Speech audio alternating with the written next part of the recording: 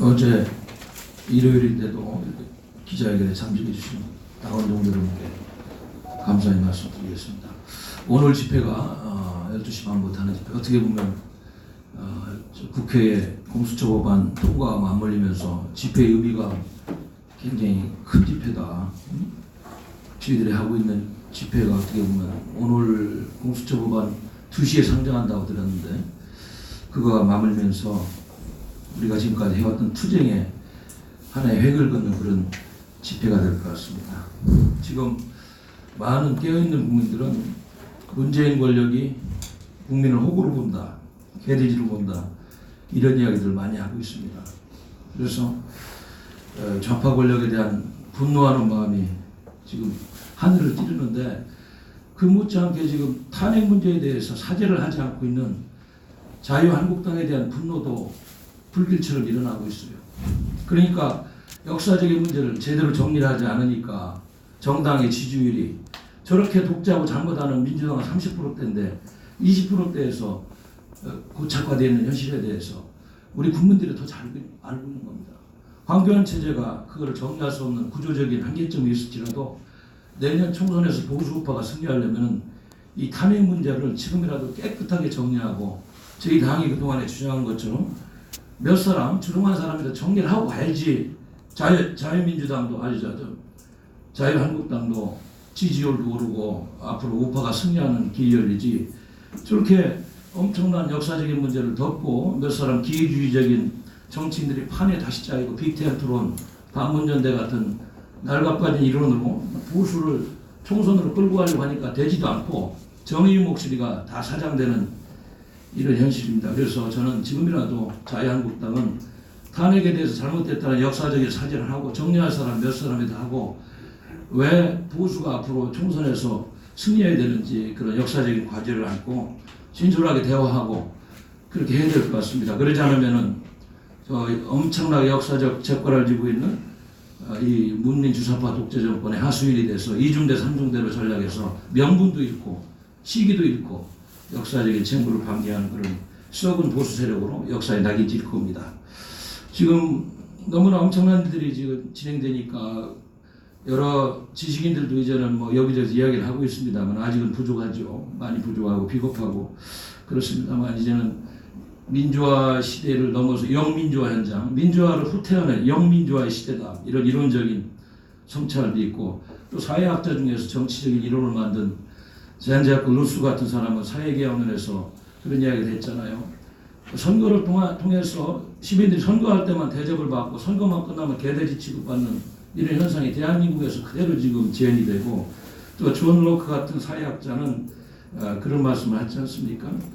그 국민들이 국가로부터 보호를 받고 세금을 내고 국가에 대한 의무를 다하는 대신에 자유시민의 권리를 누리는 그런 터전을 국가가 제공해 준다는 그런 당연한 믿음을 가진 민주주의 원칙에 입에대는 권력이나 그런 잘못된 집단은 국민이 저항권으로 분쇄를 해야 된다.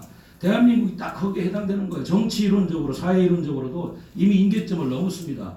오늘 공수처법은 바로 왜 우리 국민들이 분노하고 저항해야 되는지를 보여주는 정치 사회 이론적으로도 너무나 타당한 것인데 꿈에서 아직 깨지 못하고 있는 대다수 국민들 그리고 책임을 방기하고 있는 대의민주기관 국회의 일부 잘못된 일부가 아니죠. 뭐 지금 보니까 거의 잘못된 세력인데 이런 부분들의 역사에 대한 고찰이 좀 있어야 되겠다. 그래서 사회주의 연방제로 가는 이 길목에서 너무나 큰 걱정을 하지 않을 수가 없습니다. 지금 오늘 공수처법이 만에 하나 통과되면은 선거 연동형제는 뭐 이미 국회의원 선거도 하기 전에 선거 결과가 나왔잖아요. 좌파 독재를 이길 수가 없어요. 국민들이 표도 찍기 전에 선거 결과가 나온 연동형제를 그냥 통과시킨 우리 국민이나 국회는 바보가 아니면 뭐 정말 누가 이야기하듯이 정말 국민 호구론이라는 것이 무색할 정도로 그렇게 침묵하는 정치학적 이론적으로도 국민 저항권을 행사 못하는 무능한 국민이 되고 아주 역사를 방기하는 그런 국민이 되는 것입니다. 이미 선거 결과를 내놓은 연동형제를 보고도 그냥 우리가 지나치고 있는 현실에 대해서 자괴감을 느끼고요. 여기에다가 공수처법이 통과되면 이제는 과반수가 문제가 아니고 4+1 사회주의 독재 과반수 문제가 아니고 3분의 2 개헌선을 향해서 윽박지르고 다른 거 말씀하셨습니다만 김대중 정부 때도 35명 빼갔다는데 그 법 통과되면 개헌선을 충분히 확보해서 사회주의 독재의 길을 여는 그런 천병을 하는 것이다. 그래서 오늘 법이 통과되면 대한민국의 민주주의는 상해처럼 아마 통곡의 소리를 하면서 우리가 대한민국의 민주주의에 죽었다는 그런 노래를 불러야 되는 이런 안타까운 상황이 될 것이다. 이런 말씀을 드리지 않을 수가 없습니다.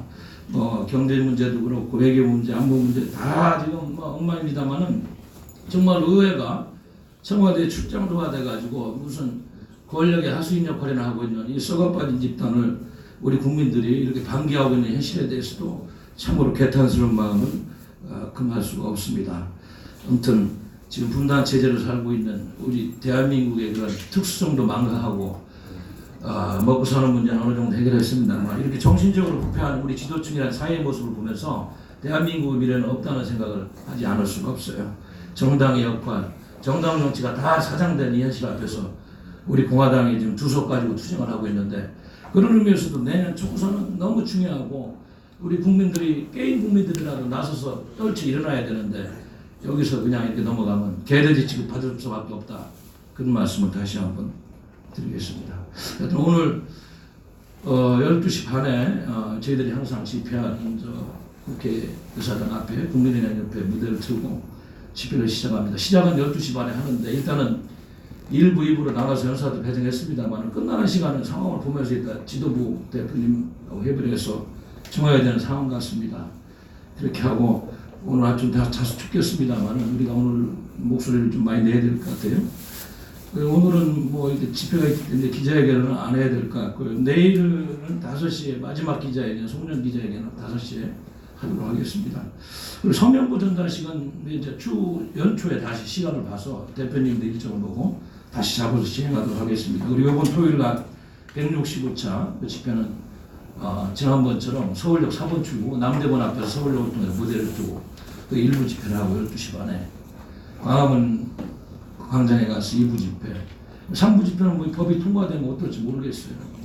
그거는 나중에 상황을 봐서 홍보를 드리도록 하겠습니다. 오늘 날씨가 다소 춥고 뭐 비도 올 것 같은데 나오시기 전에 당원 동지 여러분들 좀 복장을 단단히 한번 나오시기 부탁드리겠습니다. 고맙습니다.